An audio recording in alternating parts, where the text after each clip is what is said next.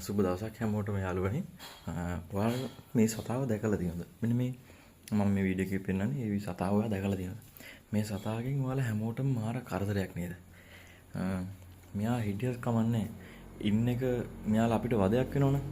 ඒ කියන්නේ මෙයාලා ජරා කරනවා, මෙයාලා හැමතැනම යනවා, කෑම බීම තියන්නේ ප්‍රශ්නයක් නේද? අපි කරන්න ඕනි මේ වගේ වෙලාවකට පොඩි උපක්‍රමයක් තියෙනවා. මට මේක අපේ ආච්චි තමයි කියලා දුන්නේ. මේකෙදි මේ ඉන්නේ මගේ ආච්චි අම්මා. මෙයා තමයි මට කියලා දුන්නේ මේක. අපි බිත්තර හදනවනේ. ඒ බිත්තර හැදුවට පස්සේ බිත්තර කටු ගලවනවනේ. මේ ගලවන කටු අරගෙන ওই හුණු වෙන තැන් තියෙන්නේ.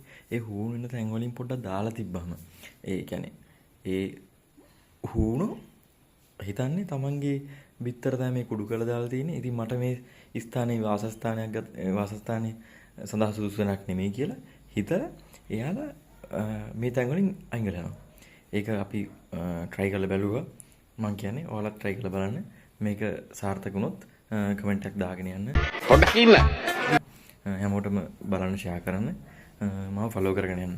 මේ වගේ තවත් අලුත් දේවල් වලින් එකතු වෙන්න බලාපොරොත්තු වෙනවා. මම කරන්නේ traveling page එකක්. නමුත් මේ වගේ වැදගත් දේවලුත් තිබුණොත් මම ඒවත් මේකට එකතු කරනවා.